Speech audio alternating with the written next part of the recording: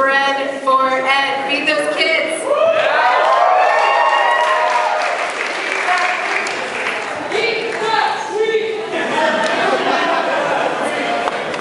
Going off that exciting announcement, we're going to go ahead and start our next panel, Class Struggle in Session. If you know your comrades who aren't here, please message them so they can get back as soon as possible.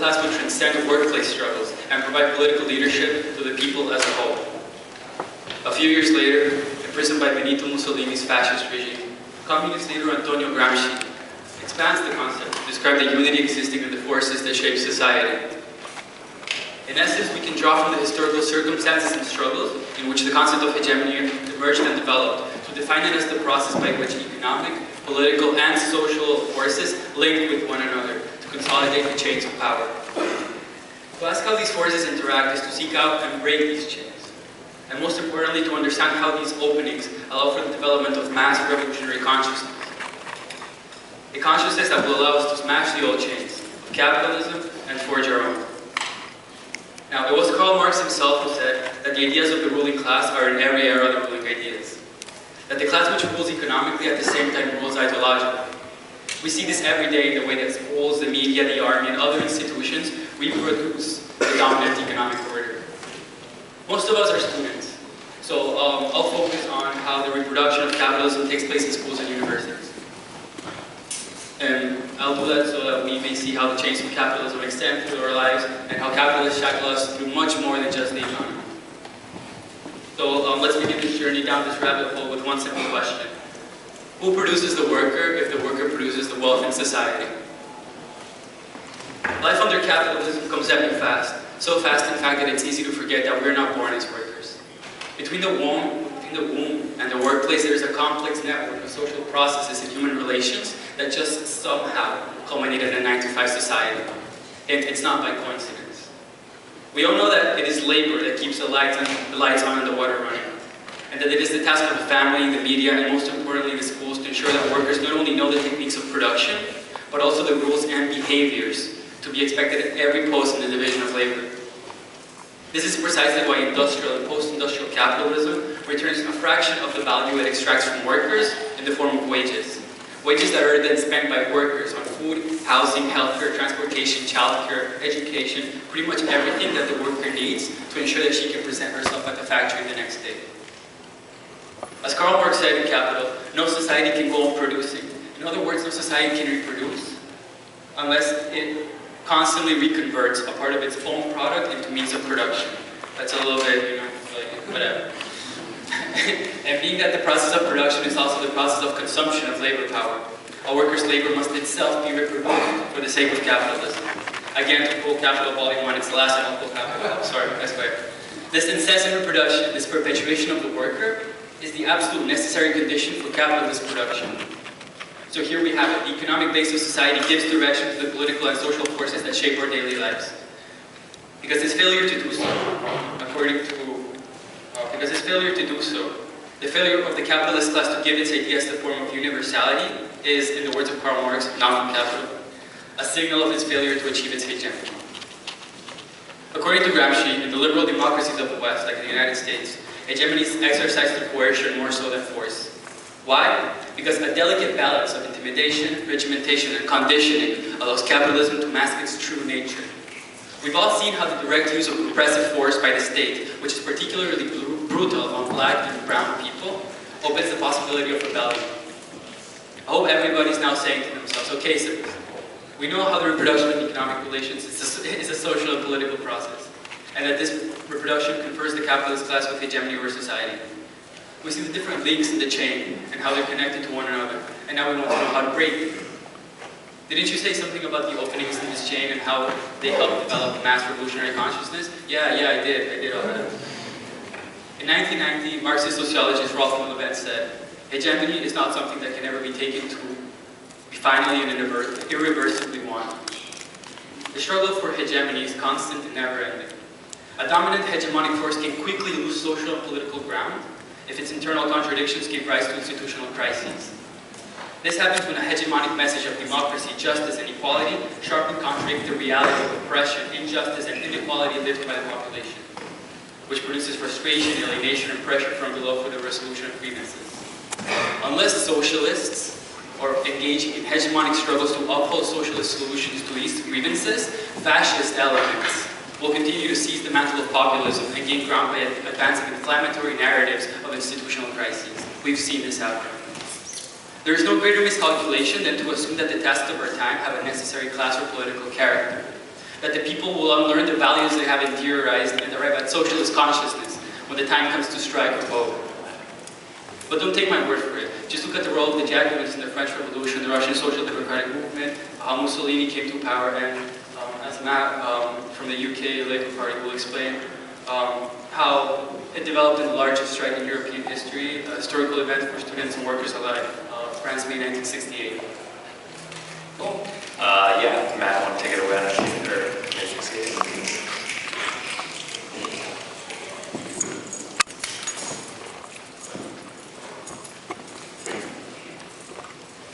Hello. Hi all. I hope you can understand my accent. I bring greetings from Britain, the sisterly neighbour of the US. We've given the world Reagan and Thatcher, the grotesque architects of this neoliberal hegemony all over the world, and I think we have, as two countries, a historic responsibility to change this system which our two countries have imposed all over the world. And that change is coming, and it's in this room.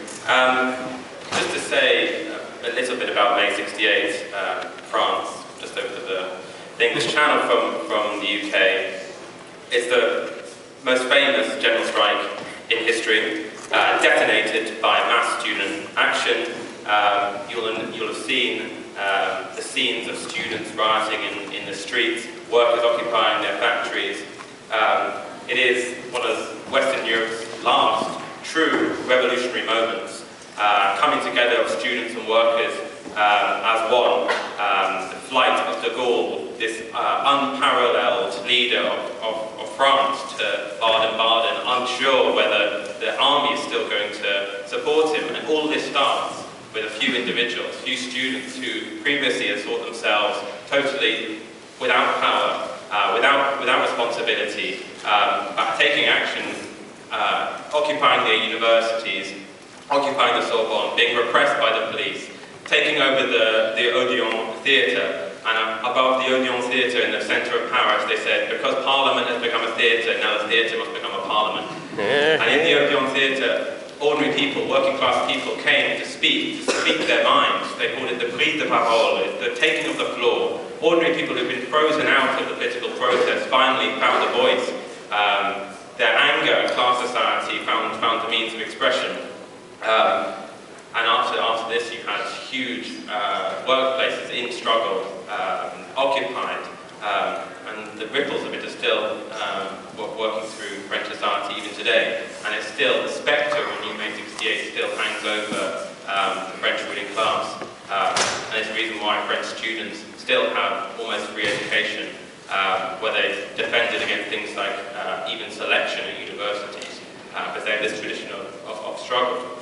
I don't know if you wanted me to go on, but... No, that's perfect. So, what happened in France in May 1968, I talked to Matt a little bit about this earlier, is the culmination of different struggles. You have the student movement on one side, and then you have the workers movement on one side, coming together on May 13th for a general strike, the likes of which Europe has never seen. If you could touch briefly on the relationship between the students and the workers, well, you have to imagine yourself in 1968 in France. It's quite difficult to imagine. But imagine it's a very small student population, not far fewer than you have today in the United States, in the UK, and in France. And you have a mass working class, industrial workers, very well organised, huge factories, like Renault Biancourt, which is a big car factory. And the students immediately look to march on the factories to make common cause with the workers. And workers from the car factories also come to their occupations.